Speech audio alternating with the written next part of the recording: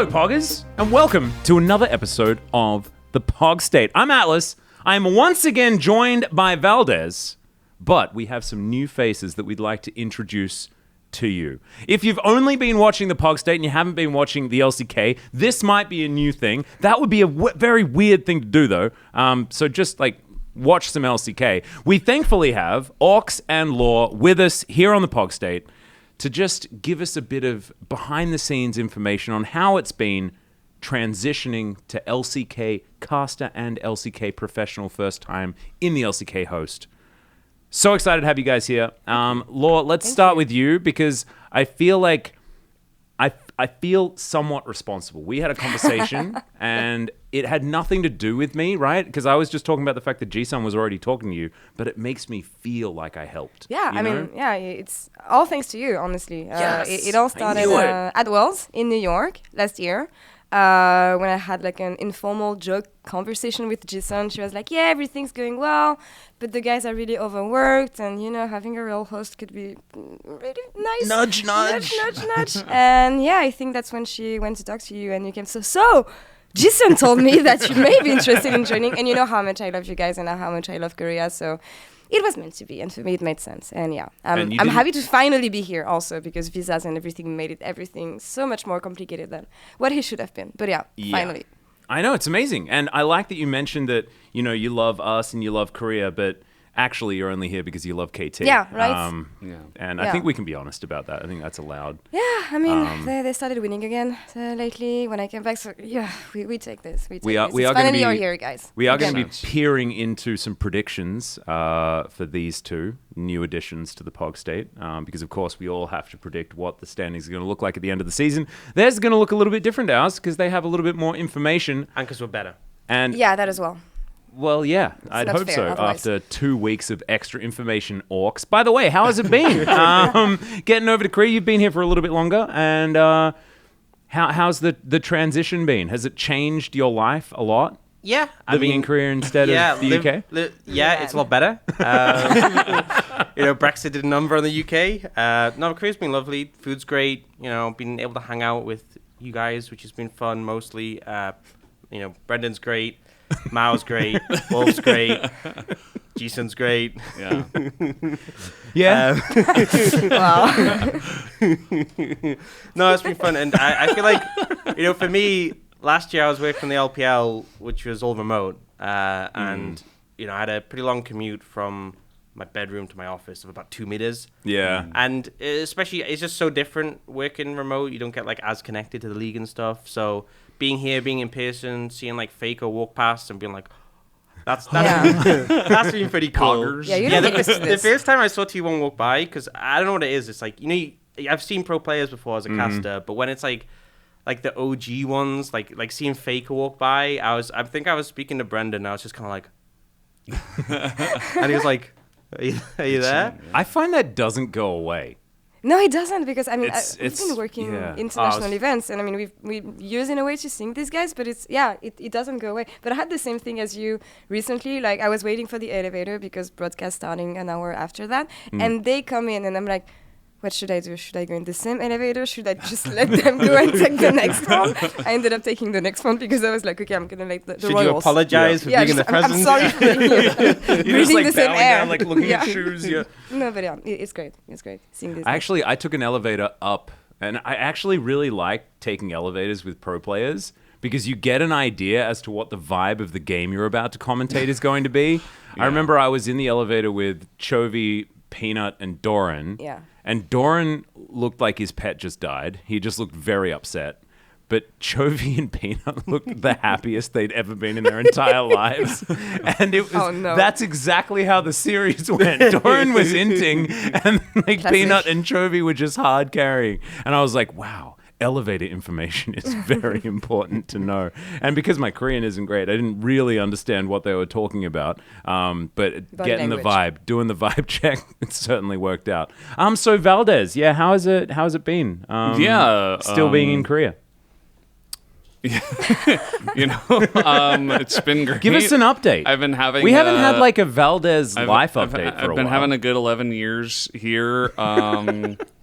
things are relatively the same, Not much has changed. New cat? Yeah, I was going to say, I got a new cat. Cat amounts have doubled. His name is cute. Bobby, so now it's Charlie and Bobby, and I'm also Bobby because my middle name is Robert, and there's some lore.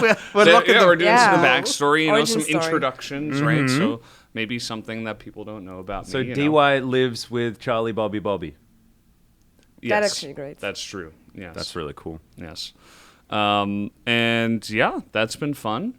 Been casting the LCK still. It's been fun having 2 new people with us as well. And one new day off. I've really loved having Laure around. She's been really fantastic, and I think she's really made a great change to the LCK. It's been really great to have a dedicated host. The mood is great, as you guys can see. Like we all like each other. It's fine. And Ox is okay, cool, I guess. Yeah, he's we can edit that awkward silence. We'll edit out. Don't worry. We can fix that in post. I forgot. We talk about fixing things in post a lot. Do you? And you guys know that because Ian just leaves it in. We look stupid. And I think that's become part of the show, which makes me sad. But that's okay. All right. So we've done some esports, some career introductions. Maybe for pure LCK diehards, you guys could give us a bit of information as far as like backstory and where you came from and what got you into origin esports story in the first place. Where did you So come I go from? first? Where did you go? I reckon All right, go ahead. Laure went first last time, so Yeah. Orcs, you can go first. As long as you say nice things about me this time. I'll try. No promises. Atlas inspired me to be a pro. Sorry, you can. You. It's your story. Not really. Yeah, no, I used to play as a pro player for XL. This was before they were in the LEC, and we won the UK National League. And then, yeah, pretty cool. Faker's never won it, so You're a champion. Wow. Yeah, Cool. and then. True. I had an offer to go to uni, and I didn't think, I was like, I don't know if I'm going to make it as a pro player, so I went to uni, and then I started casting, because I was like, I want to keep involved, and then casting went really good, and uni didn't, so I dropped out of university, and I cast the league I used to play in, which was the UK League, and then that's now the NLC, and I did some EU Masters, and then I got an offer to cast the LPL, which is remote, and that started like a year and a half ago, well, actually 2 years now, as a guest, and then I transitioned to full-time, but still remote. And then, now I'm here in the LCK, which has been great because back when I was a player, I used to, like, every morning, because it was obviously morning when I was in the UK, I'd wake up, I'd watch the games, I'd be like, oh, look what they're doing, look at this sick stuff. And then, I would try it out, wouldn't go well. Like, what am I missing? What's the difference? Kind of the process for, like, every aspiring pro player. But, I guess enough of it worked that I won. There you go. Then quit while I was ahead. And then now you're here. So you're at the pinnacle that you were watching and being inspired by beforehand. Yeah, I and call I think, that success. I think realistically, if I was to continue as a player, I don't think I would have made it to the LCK. I don't think that was in my career trajectory. So They haven't had a lot of European imports. Yeah. Yes. Well, technically, I'm from the Yes. UK. Yes. So. True. There's always time. I don't know how many UK imports they've had, but I'm not going to look at that stat. I'm just going to focus on the positives. It's very niche. We did import an entire team that one time in 2012. When How did that go? I mean, it went to 5 games. Okay. Like CLGEU did pretty good against that one, yeah. against Frost. Oh my goodness, I that's was a there. lot. Yeah, That's you, a long you time were ago. there with Mole Trap and Double Lift. Yep, we cast that final. 2012. Wow. That's a tricast. Yep. That is a tricast. If you guys were there and you watched Speaking it, of, geez, true. Meeting your heroes. You were sitting That was right one of them, next right? to one. Yeah, I was like, what am I doing here? I'm not supposed to be here. This is weird. I don't get it. That's how I feel in the LCK. Yeah. Isn't that when you were like still on the side doing like Diablo content for Azubu and stuff? Yeah, pretty much. I was someone who spoke English and was good at League of Legends, so they were like, we need a fill-in now for Torch, and that's So how I got cool. it. Yeah. So Origin story in episode 4 of the PogState, by the way. cool. Yes, so you can definitely go back Back in and the we day. can, yeah, do a little bit of a. It's like 3 years ago. Yeah, we I was trying to remember. I'm like, oh yeah, I remember that episode. No, I don't. I definitely don't have absolutely no recollection. It's back there though. You should just watch all of them if you haven't watched all of them and you want to see Right now. Valdes's backstory, you can go there. But now it's time to hear about Laures. So what got you into KT fandom? That's a question that every KT fan should be asking themselves. Honestly, we all ask ourselves this question. Yeah. Should have been therapy instead, I guess. But no, I mean, it was, I think before KT, it was the LCK as a whole, or OG, and back then, Champions. I started following Korean League before Western Leagues, actually. So it came pretty late, 2013, 2014 by then. And yeah, I mean, I was playing the game. I was really bad. I'm still really bad. But I wanted to see how people who can actually play the game play it at the highest level. And I just got hooked. I was never like a sports fan or anything, but esports is what got me into competition in this sense. And yeah, I just fell in love with League. It was a hobby at first. And then I realized that it was a hobby that could actually become a career.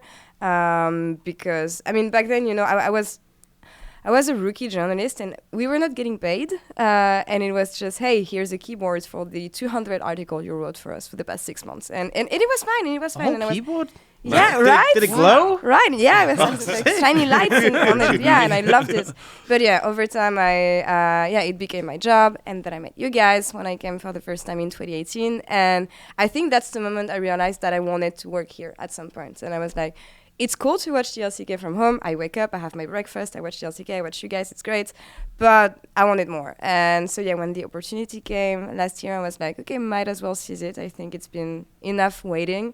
And yeah, working for a loser's region for 6 years, it didn't bring me anywhere. So, okay, yeah, we won MSI that one time. Yeah, that was great. Half a year, yeah. We don't. They made it to the finals. You won Worlds. What are you talking about? Yeah. Does that count? At one point in time, you were the only region to have ever won Worlds. True. Yeah. No one can take this away from us. Absolutely. Yeah. True. I still use that Janna skin. Ones. All right. Well, that makes one of us. You play Janna? Yeah, I was going to say, no one's picking up on the fact that I never play Janna. Yeah. If I was to play Janna, though, or like, that I do like the Gragas. It wasn't the Suche Gragas. Yeah. That was his skin. There's a lot of good skins. I know, but like, if you want to mix it up, it's got a good belly on it. Yeah. You know? I think Scuba and Hillbilly are my I love Scuba Gragas, man. It's so great because it's such a rare skin. No one uses it. And then when you use it, it's terrible. It's so goofy. The splash is awful. The in-game animation is disgusting. Just don't Spooks used to use it all the time. Wow. All the time. And I respected him for it, but it was terrible. But still, Hillbilly for life, because we're score fans here, right? Yeah. That's how it goes.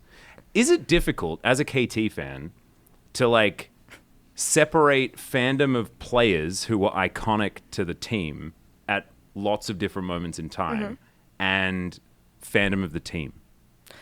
I think it was at first because I always was, like, a biggest fan of Score, Arrow back then, up until the point he went to NA. And then I kept on being a fan of the team, but also maybe because of the players who joined the team, I looked up to them, and it's players that I really liked. I think for me, there was like a break when the team from 2018 split up, when Score stopped, when they all stopped, when Mata went to SKT back then, I think it was. Yep. And yeah, I think it took me a while to just stay on the hype train, also because they were not doing that great after that. But yeah, I don't know. I think last year I had this realization of, hey, you don't follow a team just because they have success and players you like. It's more for the vibe of the team, even if it's a toxic relationship, as KT fans may know here. But yeah, no, I think it took me 2-3 years. I was like lost in a way, but I found my way back. So actually now we've realized that KT's success relies on Laure's dedication to the team. That's going to be my narrative, honestly. Like, I really believe this. Working well so far. As far as it works, I mean. It's actually working so far. Because I was thinking about this as well, because I loved the KT from back in 2014, right? Like Rookie, Cacao, Score, like the whole gang. That felt like OG KT. And then I just went, oh, screw it, I'll just follow them to China. Yeah. Score stayed behind, but I got Cacao and we got Rookie there as well. Yeah. And then, Rookie made an absolute career of it. Absolutely amazing work transitioning to an LPL player. But then IG became my KT to follow. Oh, wow. when we were in China, because Rookie I felt like was just such an impressive player to watch. But then Deft moved back to Korea, so then KT reignited. Yeah, that was a great team. But I tried to do the same when Mata left the team and joined SKT, and I was like, no, it feels wrong. It feels wrong. Like I cannot. Not this one. Okay, so this is enough about about KT and just fandom in general. What we need to do is have a bit of a conversation about what life is like in Korea, because it's been a long time since, as we mentioned before, that Valdes and I have been to Korea. How has it been transitioning into Korean life now that you've been here for, a little while? Should I take this one? Yeah, you can start, Laure. I think for me it wasn't that hard. I mean, it's the 5th time that I come here. I mean, I came in 2018, 2019. I feel like it has been COVID. an annual thing. Yeah, no, but Laure that's what it was. comes over as an annual thing. And then COVID ruined the whole party for us, and then I couldn't see you guys for 2 years and a half. And yeah, and the second I could, I came back. But you guys were in Europe for MSI when I was here last year, so it was anyway. But I've been doing enough sightseeing and being a tourist here for the times that I was here. So I'm actually happy because I know where I like to go. I know what kind of food I like. I'm still discovering some stuff because, of course, I have just visited here. But yeah, the fact that every visit and tourist stuff is already got out of the way, I'm actually having more of a living here experience, groups of friends. And yeah, it's been hard in the sense that it's the second time that I've moved country, originally from France, hence the accents, moving to Germany, and then... Whoa. No. What? That's why her French is so good. Wow. Mind blown. I can do the rest in German as well if you want. But yeah, living in Germany was great, but I mean, like the food, not the best, I think, compared to the UK. But yeah, moving here has been great. Honestly, it has been a great experience because I know what I'm getting myself into. And I'm trying to learn Korean, which hasn't been the easiest, but yeah, it's getting there. It is getting there. If you learn it before me, then I'll be truly I will learn it before you. You will, yeah, probably, definitely. Actually, and you're also better at languages in general. I'm just hopeless.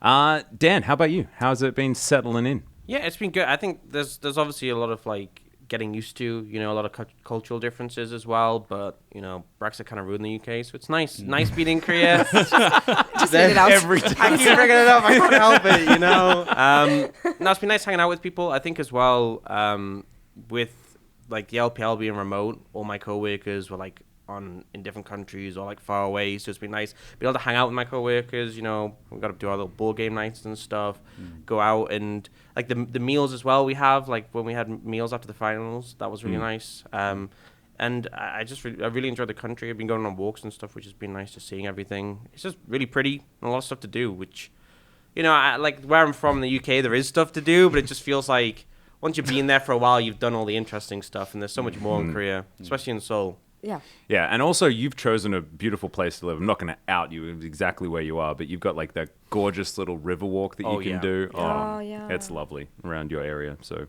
nicely chosen. Also, just a few doors up from where yours truly is as well. It's like a little community that we have here in Korea. It's gorgeous. I don't live there. I don't live there either. No. And that's also why they like it so much, Yeah, Valdes is going to be even further away. That's why it's so nice, by the way. And all right, so now that we've covered some just broad Korea stuff, let's dive into some LCK stuff. So what has been the impression after 3 weeks of the LCK? What's been the impression of the LCK as a whole? How are we feeling about the LCK just in general? And Aux, I'll start with you for this one. So I feel like there's definitely a few teams who are a decent amount above the others, but in particular it feels like right now for me, Genji and KT feel very complete, but there's a lot of teams where it feels like there's one particular issue or maybe a player who's struggling that is kind of separating them from being at the top level, and hopefully they'll be able to sort that out by the end of the season. But it feels like there's that factor that just defines them from not being a top team. And there's obviously some ones that are struggling with a lot more factors at the bottom end, but it feels like there's different, there's big gaps between them because of that and as a result. And obviously, I was on the LPL before and there was just like a million teams. Yeah. But even I feel like there was a lot of teams in the LPL where it's just you have like just a mix of players, and maybe like they have like a very different identity from other teams. And I feel like that's still replicated here, but it feels like the top teams feel like really solid and well-rounded for the most part. Yeah. And Laure, how have you been finding it so far? I would agree on this. I mean, what's interesting is that it's different watching from a viewer and also working on the league. I mean, I was casting the league in France, but it was 2 years ago, so I think the league has changed so far. But from the impression I had in spring leading to summer where I joined you guys, I think similarly to what you said, for me, there's like a group of 4 or 5 teams leading the pack and a clear top 2. And clear top 2 was Genji T1 in spring, KT Genji right now in summer, and then the rest of the teams who show up sometimes, most of the time they don't. But for me, there's like a clear cut between the first part of the league and then the rest of the pack. And for a long time, I was wondering why it was like this. I hope I'm going to have the answer by the end of the split, because that's also why I came here, to have more information about the league and learn more about how players work and everything. But yeah, the LCK has always been competitive, but I think the league would do better, especially now that LPL is taking over internationally. I just want to find out what is going to be the changing factor for the LCK to come back on top, because it's a league that I appreciate a lot. And yeah, for me, the fact that there's a clear cut between lower 5 and top 5, for me, is not elevating the league to the level I wish it was. Yeah, not providing quite enough competition at the very top, perhaps. I think with the LPL thing, it's like everyone beats everyone. Yeah, and right. There's like so many teams at like every different level, and it changes every week. And like Chaos. It's very chaotic. But I also feel like it gives a lot of challenges that sometimes like you have, like for example, KT and Genji. I feel like they'll obviously match up against each other. That'll be a fantastic match. But there's like a lot of matchups where it's like both of those teams will just steamroll the opposition. It's not as much of a challenge. And obviously that happens at every league. I do think a big change has been the fact that we now have double limit playoffs. I think that should really help out. That's great. Kind of could have been cool in the first round as well for some fans of certain other teams as well. But let's we don't need to talk about that right now. I don't know why I had decided to just like go after D+ fans, just like boom, just I'm going to get you. Yeah, accidentally did it. But one last thing, just as far as like getting your feelings and stuff like that. How has it been working on the LCK? I know that our boss is pretty mean sometimes, but have you been coping okay with Jisun and her quips and her rules and everything? I would like to take this one first, if you don't mind, because but I've been working with Jisun for years actually, because when I work international events, she's next to me on stage or at the BSI area, translating and interpreting for the players. And like, I'm always impressed because she doesn't only translate, she also like conveys the emotions of the player, and it's really not something easy to do. And I think you guys can notice when she does it on the broadcast here. But having Jisun talent translator and now having Jisun producer from the LCK, it's completely different person, but I love them for different reasons, and it's really interesting to see how different she is when she works in this space, and also seeing the difference between working in the LEC, working on the French broadcast, and working here now.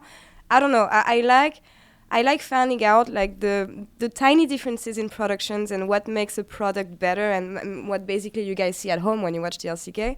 And yeah, finding out about all this has been amazing, honestly. And there's a lot of stuff that you guys do amazingly, and now I'm happy that I get to be part of it and actually, try to bring something, but also try and fit with the workflow. Because again, from the LEC to what you guys do, it's completely different, and adapting is always an interesting challenge, and I've been loving it so far. And I won't ask why the LCK is better, because I feel like that's just... it's given. Aux, how's it been? Jumping on I know you mentioned the fact that you were largely remote beforehand, but what has been some of the biggest things that changed for you, like as far as how you worked in person rather than remote? Yeah, I mean, I feel like a big thing is... Because like when you start off as a caster, a lot of the times, a lot of like amateur casters, it's very remote focused. And then like in the middle of my career, there was COVID as well. Which took a big chunk out. So I haven't worked that much in person, especially not on this level. So having like being in studio, having the players there, having the support from like a team being there with assets and providing documents and everything. We have like all these things to just let us do the best job possible has been really fantastic, and just night and day from being in my little office wearing like short shorts underneath this shit, trying to sort out my mic. I'm like, why does it keep peaking? I can't pick up this thing. And, I have someone on the other end who's like, have you adjusted this setting? I'm like, I don't know what the setting is. I don't know this stuff. I'm just a guy who talks and occasionally says funny things. And they're getting frustrated because I'm like, oh my God, I can't. Whereas here, they just come over and they just tweak it. And I'm like, okay, thank you. And it's that simple. But it's...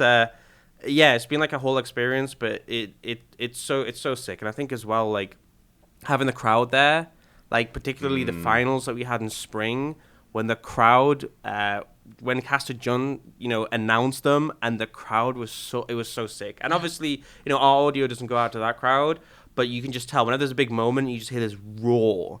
It's just on another level. And when that would have been insane for you as well, because like you come out of COVID, like remote broadcasting, and then that was like almost like your first time on the broadcast was at the Jump Shiller. It was pretty quick. And also like I remember when I was playing one time, I played in front of an audience and it must have been like maybe like 30, 60 people or something. And I remember there was a play that I did and the crowd like went crazy. I was like, God, that's so loud. I'm like it'd be like a whisper compared to that stadium. Like I cannot imagine like the players obviously so many of them are veterans, but like especially a player like Pays who was new to it, getting like a sick play and the crowd just goes absolutely crazy. But yeah, it's so sick. I mean, this is really what esports is about. Yeah, no, it's incredible.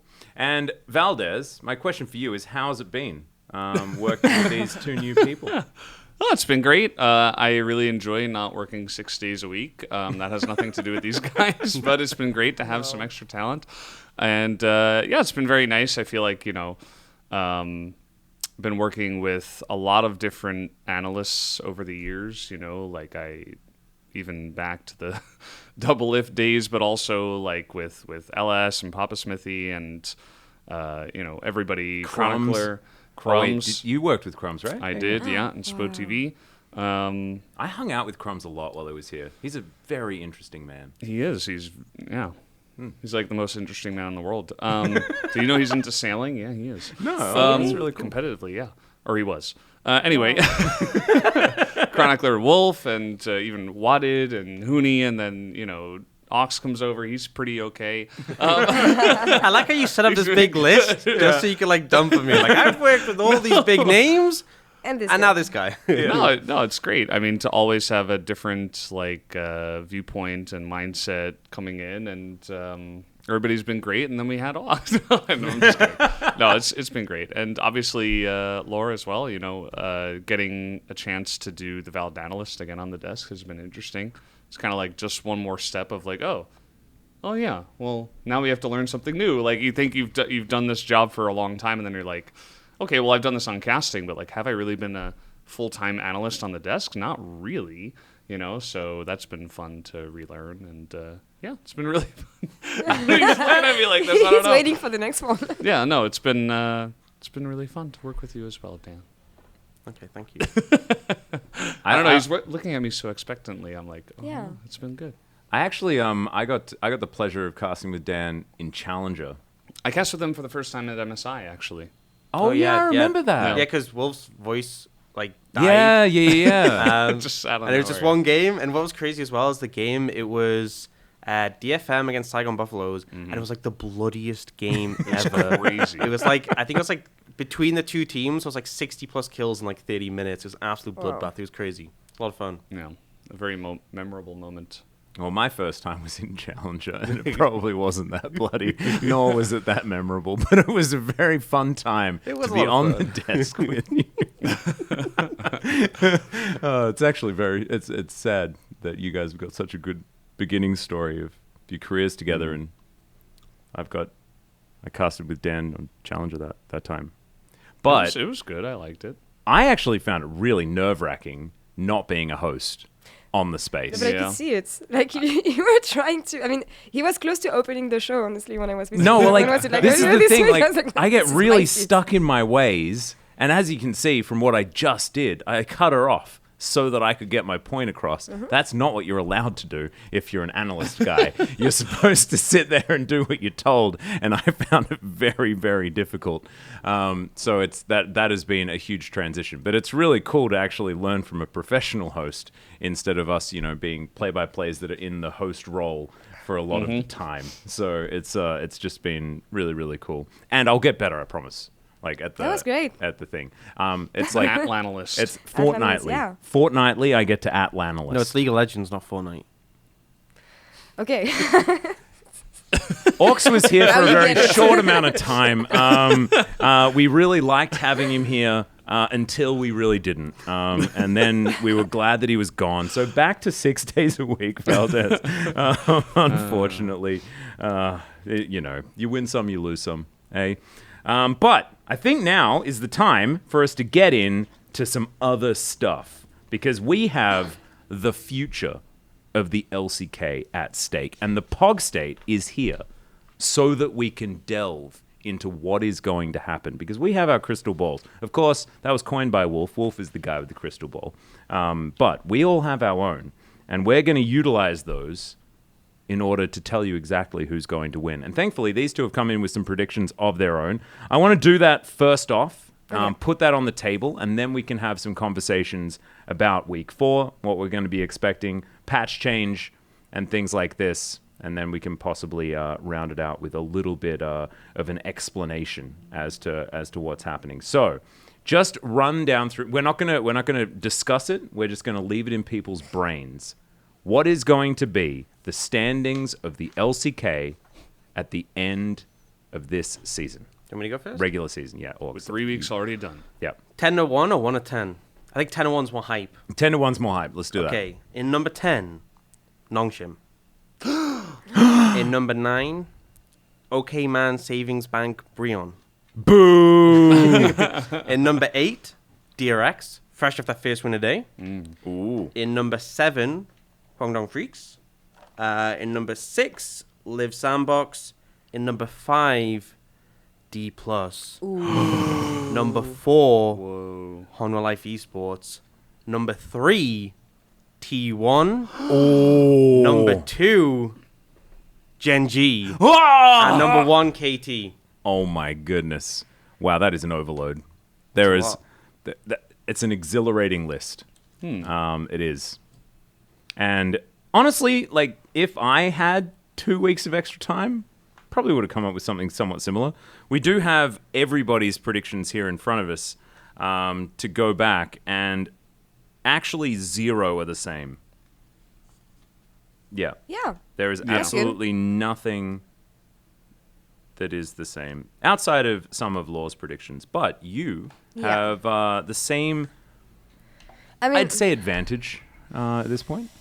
I'm believing a bit more in Bro. I put Nonshim 10, DRX 9, and then I put Bro 8. Woo! Because, that's what we're talking about. Sometimes they have a good early game, they can get better.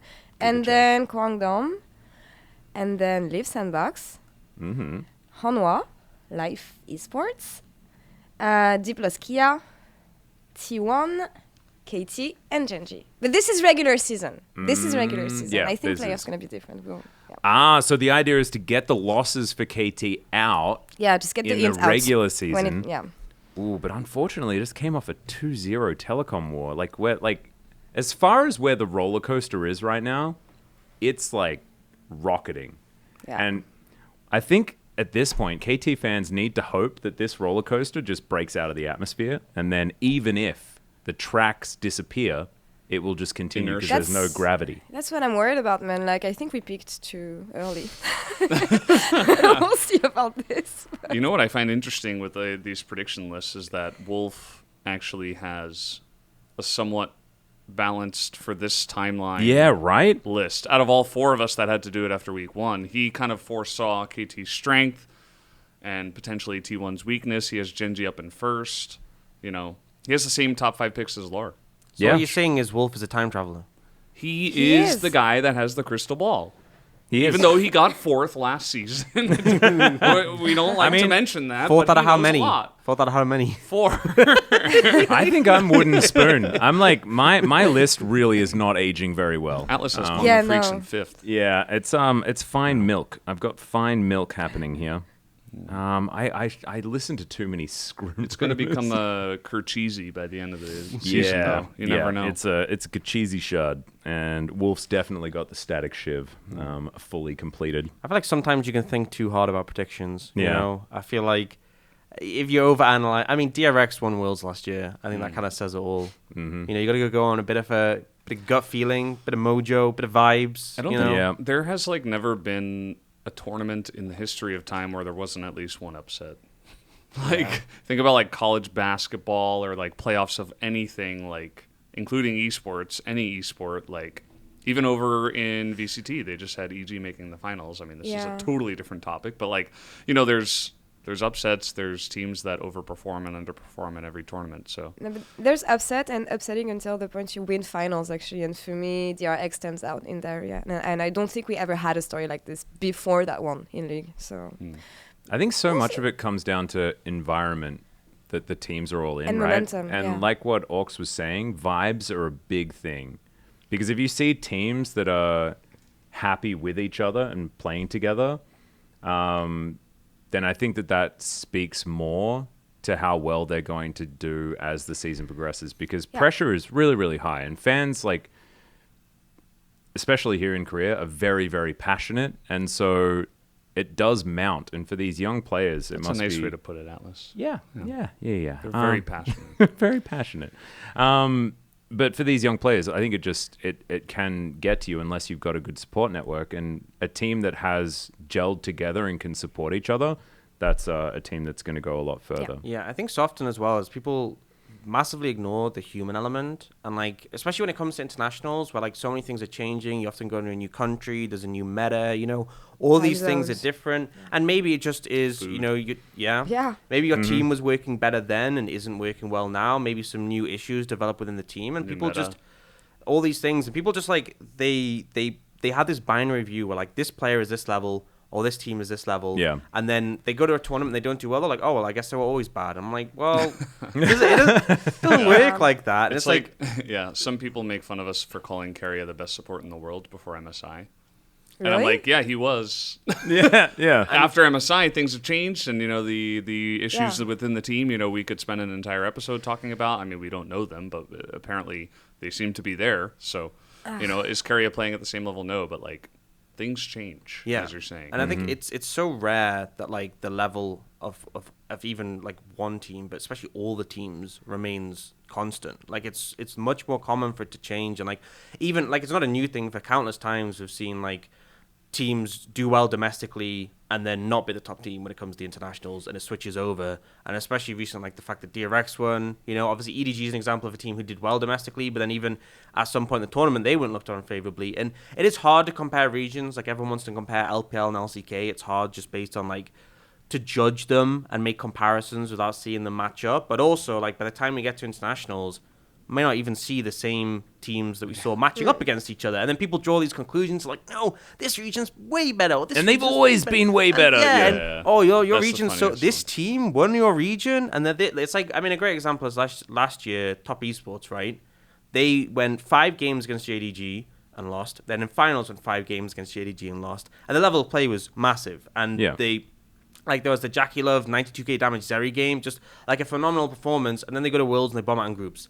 And it's like, people are like, oh, well, I guess they were just always bad. And I'm like, well, you know, JDG still looked pretty good. And they really challenged JDG. And I feel like all these situations, it's, you know, people just draw these conclusions and overreact and just think, oh, it's always that way. And I think they ignore massively how much form can change. And I think as well, some teams, like people think about like Faker and SKT and the era that they had, and that is so uncommon. We won't probably ever see that again in League again, and we haven't since, where a team is that dominant for that long of a time and able to win like multiple internationals consecutively. It's just like not that common a thing. Yeah, it's mind-blowing. And the fact that like even the fact that Samsung White managed to win, or in 2014, well, KT managed to win domestically, but Samsung White managed to win Worlds. SKT was still really good at that point in time as well. And so, like, it could have been 4 years. We could be talking about, like, a 4-year dynasty, and theoretically. That's what I think is hard about, result-based analysis, even though that's what matters in the end. When you look about, when you think about SKT T1 now, the fact that they've always stayed at the top, that Genji, former Samsung, always stayed at the top also. For me, if it speaks for the fact that fans can be a bit too harsh sometimes with the conclusions they draw, whereas in the LPL, I feel like it's completely different because you're going to have new teams, new structures just popping out of nowhere and making it to Worlds and making it to International. So for me, it's really hard to compare, again, these regions. But when you look at the LCK, we pretty much had the same structures and environments, making it consistently to these international events. So for me, it's, I don't know, it speaks for the... So this conversation is really cool, though, for a transition to having a conversation about next week, because we have a pretty big game that has to do with some players that have suffered from exactly what we've just been talking about, and that is Zeka and Kingen. The fact that they're world champions, spring looked like a disaster. A lot of summer has already looked like a disaster, except for today.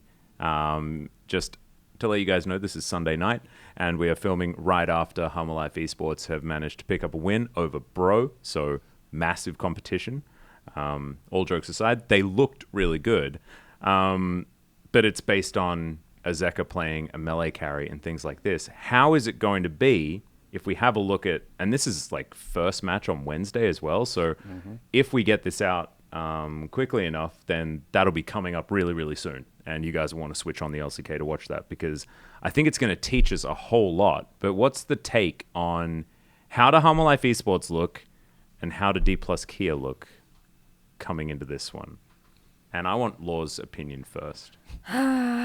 It's really hard because they didn't have the best week so far, and I don't feel like we had enough information with the teams they've been playing this week to, I don't know, have like real conclusions on what's been going on. Because for me, I came into the LCK thinking that D+ would start from where we saw them finish in spring and climb onto a better summer, but it hasn't been the case at all. And Def being sick, I think, hasn't been helping at all. But to tie this to the conversation we just had about the form of the moment, the psychology behind the players and everything, it's really hard for me to know what kind of mindset D+ is going to show up, especially against Hanwha, who, I mean, for me, they're meeting in the middle. Hanwha was supposed to be one of the top teams. They were not. They keep on beating the lower teams, and they need to climb at the top when DK were supposed to be at the top and have been falling. So for me, they meet in the middle, and it's going to be interesting to see who's going to be the real gatekeeper and who's going to actually be able to compete with the top tops in the LCK. So for me, I would put more faith in Hanwha Life going into this matchup rather than DK, because of the mental impact of the defeats they've been suffering so far. And for me, I don't know, I've seen more stability on the side of Hanwha Life than I've seen on the side of DK lately. What a statement. Clid's team showing right? more stability than Canyon's team. Yeah. Yeah. Valdes, maybe you take it away. Give us your thoughts, mate. I kind of agree in some points, but also I do feel like Humble Life Esports, in terms of like the mental game, I feel like they look so much more relaxed when they're playing up against a team that they know they can beat. But then like the second any kind of strong team comes in, and you know, again, we don't know, like is Zeka scared of Showmaker? Like that could be some kind of weird story that some fan tries to grow up, you know? Yeah, like is Zeka terrified of this guy? But I don't know. It comes out in their drafting too. I feel like they take more risks when they're playing against teams that they're confident against, and the risks pay off because they're playing against teams that they're better than. But I feel like if they were willing to extend and like, okay, we're just gonna really like prioritize this mid jungle duo. We're gonna get the Sejuani and Yone first rotation, and we're going to play around mid and jungle, which isn't necessarily what everybody does nowadays. That would be really cool because I feel like they do have that power there, but they don't always play around it. And I feel like when we get into some of the drafts, like I don't have it in front of me, but based off of what I remember, it feels like Humble Life Esports are sometimes not taking those risks against teams like T1 or KT, and they will get punished for it, and they'll play more passively, and it won't look quite as well or as good. And in a weird way, I feel like DK is kind of in somewhat of a similar hole where like you see like Canyon get the Nico and he's like stomping on some of the lower teams and then they look like they're having a great time and everybody's just like, you know, just having a good time all together and the spirits are high. But then like when they face off against a strong team, it's like, oh crap. Like, that happened in the Gen They don't G look like series. the same. Yeah. They don't look like the same team at all. And that was what happened. Like, and you saw it while you were casting, right? Like, they're joyous and having a great time game 2, and then game 3, they've given up by minute 4, is what it felt like when we were watching that. It really did series. feel like they just, we lost the early game. Like, I guess we have no chance. It's Gen G, which is weird. So It's really I feel weird. like it might. I kind of agree with Laura because like spirits are really high for Humble Life Esports, and both of these teams are really struggling with like that confidence as a team. It feels like that's what it looks like to us from the outside looking in, at least. So in terms of confidence level, Humble Life Esports should be ahead, but that's like what my gut is saying. But my brain is saying, well, DK, like Humble Life Esports always struggle against like the top names, so I feel like they're going to come into this one lacking that confidence, and it's like a new week, and D+ are kind of going to reset and say, hey, we beat Gen G at least once, like maybe we can come in here and maybe they look like the stronger team and take it. So my brain is saying DK, but my gut is saying Humble Life Esports, so I'm kind of torn. I feel like for me, a big thing is both teams have identities of how I think they should be playing the game, but they don't always feel comfortable or have the confidence to lean into them. And honestly, to draw a comparison in the LPL, we always see different champions, we always see different teams on top, and teams feel very like indexed into one thing, like this is how this team plays, and if that's good, then they do well. I feel like with the LCK, because you have the same teams often on top, a lot of teams look to them and like try and copy them to try and be like, oh, we want to play like them because, you know, Gen G are at the top right now, KT at the top right now, we should try and play like them rather than go, okay, what works for us? And I feel like with Honor Life Esports, when they're playing a weaker team, like today against Breon, they're like, what works for us? Oh, we'll play the Yone mid. And then when they're against better teams, they're like, oh, we can't play Yone mid against Fit. Why not? It's your best strategy. Yeah. And I think when I look at Honor Life Esports, when they have these like aggressive dive comps, so you have like melee mids for Zeka, and you have all this agency, because their team fighting is really good. When Zeka's on his comfort, he's great in team fights. Viper is obviously a team fight machine. Kinging as well can really serve up a solid performance when it comes to that point. And I feel like even if they fall behind a bit, we saw this against D+ last playoffs when they beat them, was the fact that like they lost lane in quite a few of those games. But when it came to team fights, they had the picks that they could make work. And I think that's what they should look to really lean into. And sure, they might not end up beating the best teams in the league as a result of that. Maybe they follow that route and they get all the way to finals or something. But I feel like if you're not leaning into your style, you're not even going to make it that far. You're just going to be a worse copy of these other teams. And I feel like when I look at D+ as well, I think their mid jungle is so strong. I think there's so many games where they just pick this mid jungle duo where I'm like, that is so inactive. Like, you have Canyon and Showmaker, and when they're on form and when they have good games, which they have had this split, they can beat anyone. And yet they'll pick these matchups where I'm like, well, you just lose mid-jungle. And the game just falls apart from there. And I think if they go in and say, look, we're going to take a strong mid-jungle duo, crush our opponents, we're going to have Prio for Showmaker so we can help out Canyon, who can make a Canyon in the jungle, and then lean that pressure towards bot to get deft ahead, it feels so simple, and yet it feels like they're afraid because they're like, oh, but we have to draft this pick because it's so strong right now. And I'm like, just lean into what works for you. I actually feel like that's something that Humble Life Esports fixed this week, and DK hasn't. Yeah. Because the whole, and this is what didn't work for Hanwha all spring, was priority picking bottom lane and jungle. And for Clid, I think that's very important to pick him something good. But if you just pick your top side and then let Viper delve into his champion pool that is literally 50% of the champions. This guy was in the awesome dude meta. He played Teemo on purpose. Yeah, right? Like, he was... So, unironically, Viper was the second best Vladimir in the league. Yeah. And this was in a Vladimir meta where Showmaker was like uncontrollably good at the pick. Noguri existed. Like, there was so many amazing players, but his bot lane Vlad was so incredibly good. Like, if he has to, he can play actually anything. But what they've been doing is trying to get like a good bottom lane, and they were doing it all season last season. When really you should just try and band-aid your top lane, get a solid core, and then throw him on anything. Like, and then counterpick support. Like, that's so fine. Well. Yeah, the Kai'Sa was fantastic. And I think that this is a masterstroke that Humble Life Esports have found, credit to Dandy, but it hasn't quite been found yet by Acorn. So much. And I just hope that Will Honor they Life do it again though? they don't just it isn't just okay we have this versus Brion. Oh, we're against Brion, we can do what we want. Well, as long as they've recognized that is the master stroke that they've come up with, right? So I think maybe the match against D+ will be the test, because as much as D+ are struggling, they are definitely one of our top upper teams, right? So if they come in with that same confidence and they bring out that game plan, then I think it looks really good for them. I'd agree. Yeah, I mean D+ had that game against Gen G, right, where they looked good, and Canyon was playing Kazakhs, and that series wasn't, to be honest, the greatest series in my opinion. I feel like Gen G kind of just let everything happen and did nothing in game number 2 as well, but that was like the one moment where DK looked strong, and you were talking about like how Life Esports have figured it out, but I kind of agree with Dan. Like I hope that they realize that this is about them, this is about their team. Like they should bring it into next week, whereas D+ are like, I don't know, maybe they'll come off of their one win against Gen G and be like, hey, well, we did that, like now we're facing a weaker team. Let's take some more risks, and then like maybe we see some crazy like Showmaker and Canyon duo and they win. I think that's the worst thing though as an analyst, when you're like, oh, they figured it out, they've got it, and the next game you're like, oh my god. Yeah. It was pure chance. Team. It was. That's why this is such a beautiful moment, because we get to talk about Humble Life Esports as the team that figured it out, and not inevitably like the team that forgot.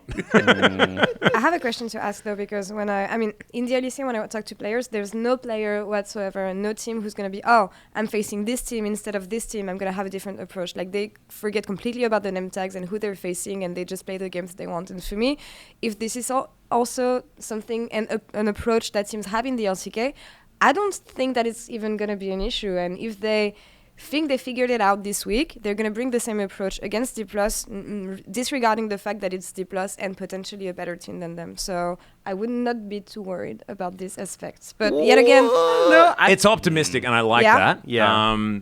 I know that from some of the conversations that I've had with some of the English-speaking analysts around the LCK, I know that they do prepare differently for different teams. Like talking about KT, for example, they're an absolute nightmare to prepare for. And so when I have conversation, they're just like, because they have a really specific play style. Again. But against a team I think the players, like DK doesn't have a clear identity, this is for me a way where you can strike. I see it like this. And also for the players, I think that it's a lot more name tagsless, right? Yeah. You want to play the things that you've been practicing, the things that you feel confident on. And I think this is something that a lot of people do forget about, because you look at draft as this champion be good at this against this champion. But really it's to do with, I put 25 games into LeBlanc over the last 4 days. I'm really good at hitting chains right now, And I think that like that plays a big part. And it's interesting because I think that's Rascal. Rascal put like so many games into LeBlanc. It was so weird because I was looking for his Volibear games that he'd obviously been spamming. He'd not played any Volibear at all, apart from, 2 years ago, every single game. Yeah, and he was like, give me the Volibear. I look at his account, I'm like, I guess LeBlanc's a lot of lightning. She builds a static shiv. So it was a very strange situation. Didn't work out in the first series in game 1, but did work out for the rest of the series, so not too bad there. I think that LCK teams, and part of the reason why we have struggled sometimes internationally as a region as well, is that an issue they have is that they're so stubborn always, like every team. Like every team.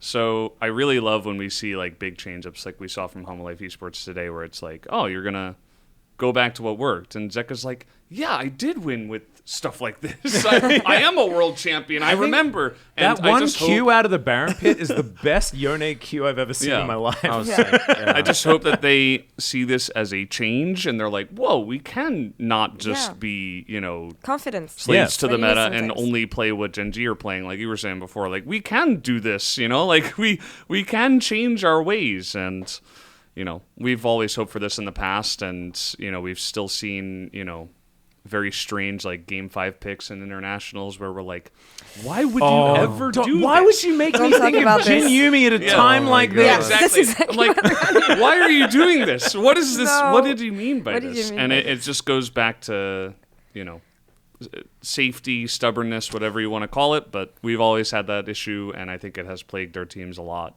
Thankfully, even we're in not the middle of regular seasons like this. So our predictions Yeah, I are going to don't be know. really interesting going into this one, though. I'm just wondering who's going to predict DK and who's going to predict Hanwha Life. I mean, right now, I couldn't honestly predict DK. No, I don't think. no. But it's really weird, right? Because DK have just come off a really difficult week, right? Like their last match was against Gen G, and they went fine. 2-1, 1-2, sorry, Yeah. which is not the worst. Gen G haven't been defeated that much, like at all. So for me, it's kind of contentious. But looking at the form Hanwha Life Esports are in, I can't bet against them against a DK that is plummeting. Is what it feels like. They're kind of in free fall. Yeah, and also I feel like Gen G looked a bit shaky themselves in that series. Like if they'd taken a game of KT in KT's current form, I feel like that would send a message. Like if D Plus had taken a game of KT in their current form, I'd be like, okay, yes, it was a hard week and they lost, but I feel like it wasn't that. And as you said, the series was a bit of a weird one. Like I felt like the game Gen G lost, they kind of just got like choked out. But then it was the same thing for the Spheres game. Oh yeah, and it didn't feel like there were issues with D Plus that you could see, regardless of the opponent they were up against, regardless of the fact that Gen G is a good team. And I feel like Hanwha Life will expose those issues. But hopefully, I mean, they're definitely. I mean, that's the thing. When we're talking about this team, the reason we can be quite harsh on them is because the expectation is so high. I mean, for both of these teams, Yeah. right? Like, I think that these teams have been like the LCK's punching bags. I think recently. I know it might sound a little bit harsh, but I think a lot of the fans are not ready to accept that the names on both of these squads are getting the results that they're getting. It's just not good enough. I think for Hanwha Life Esports, they're stepping up, but we've seen them against pretty mediocre teams. And I think that even going into the Gen G series for D+, I was expecting, personally, for that to be a much closer series gameplay-wise than what we actually saw, which was Showmaker kind of getting crushed in a way that has happened into Chovy in the past, right? But often that has been one of our most hype matchups across, whichever team Chovy's on, to be perfectly honest, because they've been, mainstays since they both debuted at such a similar time. This was probably one of the most one-sided and Chovy favored that we've seen in ages. Yeah. And I know I'm sort of highlighting the mid lane, but so much of it for both of these teams does come down to that. Yeah. So it's going to be rough for D+ to figure out their way through, because apparently they've been stomping scrims. That's what I've heard. It's like, we can't get any good information because we keep winning. But that's got to translate to stage games. we're on 13-12 next week, which I think we're going to talk about shortly. Yes, we probably should. Otherwise, it's going to be 7 hours long. Yeah, this is the 3-hour episode of PogState. I feel like it's going to benefit Hanwha Life Esports a little bit more. We saw the Kaisa coming out for Viper today, and with some of the Enchanter nerfs and the Zeri nerfs and stuff like this, we might see a big change-up come to the bottom lane, and I think that Viper's going to handle it a bit better than Def. That has been a little bit meta-dependent at times, and like we were all talking about, I think that, maybe Hanwha Life are just coming out of a rut, regardless of who they played against. Perhaps this will be the come-up that they need, whereas D+ have really looked very shaky, regardless of who they played against, including the loss to Bro, which did happen as well, which Is was Bro's only win. a couple of weeks ago, but still counts. And yeah, I think I also have to go for Hanwha Life Esports. It's a little bit of a worry. Yeah. And having a look, I mean, this is DK in 5th. And one thing, there was another matchup that we wanted to mention, which was the T1 versus DK series as well, unless you've got something to add. No, it's just I just remember what Wolf told me yesterday, the fact that, hey, remember, they were not that good at the beginning of the last split, and then they popped off in the second half Robin. So I'm like, I get it, but for me, wait and see. For Hanwha? No, for D+. They might wake up a bit more. I mean, KT did that in spring as well. Yeah. Yeah. KT kind of just got better. D+ in spring started off way better, then had a big that's slump. okay, the opposite. My bad. And then came back in. But the slumps are the real worry here, because it feels like DK, they have so much potential, and we know that. We can see the players and what they're capable of. But it's just not working. And you can see that they barely have confidence in themselves when they're making the plays as well, which is the problem. And I think that's the big difference to what we saw from Hanwha Life Esports today. And there's a bit of recency bias here, I think, coming in from my part. But I do think that Hanwha, when they're playing their game, And when you've got like Zeka and Clid looking like the Bash Bros, like actually like having that level of coordination, even watching them walk out together for their POG interview, I was like, damn, am I watching the Mighty Ducks? Is this actually like, is there a knuckle puck about to happen? Like, what's happening here? That's a very old reference. I apologize. But for those who know, because like the camaraderie, you could feel it. And I think that's really, really cool. I think that Clid looked pretty good when he had a pretty straightforward goal. It's like, I'm going to go mid lane. I'm Sejuani. There's a melee in mid. It's Zeka. Let's dive this weak opposing mid laner. I'm going to use my ults on him. It's going to go well. Like, he's not out, like, randomly in some side bush or, like, diving a turret where he looks uncomfortable. He's not flanking perpetually, Yeah, he's like, I know what I'm doing. I have one goal in mind. It's, like, gank Ivory. He looked great. He got a POG, his first one of the season. I think there's a lot of junglers like the Vi and like the Sejuani that I think can suit him pretty well, and he doesn't need to be playing these carry junglers like the ones you'd expect Ganyan to be playing. So I think just do what works for you is essentially how it should go.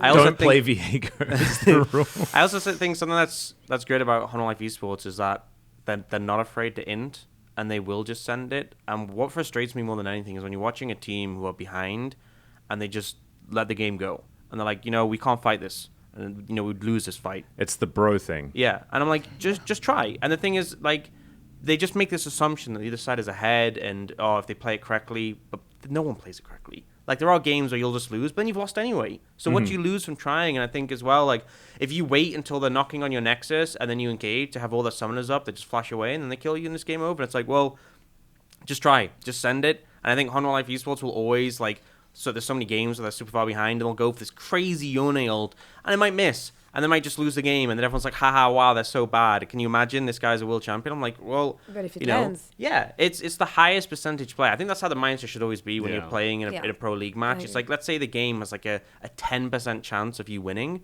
and then the enemy team start Baron, and like the chance of you winning this fight is like 20%. Obviously, you can't really tangibly know the number, but a player can have a feeling like, oh, this is the best chance we're going to get. Just go for it. Just go ham. I agree. And it'll, more than often than not, it'll backfire, but you're in a losing state anyway. And then, the fans might rip you to shreds, but you just embrace it. And you're like... Yeah, just don't open Reddit or DC Inside, It's it's fine. It's like ignore the truck outside. Yeah. I really do hope that the Korean players don't not make plays because they're scared about what fans say, because they're pretty vicious. Yeah. We were calling them passionate before, but they demand a lot. They expect a lot, and if you do look silly on stage, they will call you out immediately. And I don't think it's specific to Korean fans. Like, I think across all of LoL esports, I've heard stories, and like, even if a player won't openly admit it, there's a lot of players, and you can see from their play and the criticism they received that they're tentative. They're nervous about making these plays because they know if they look bad, they'll get flamed on Reddit, and then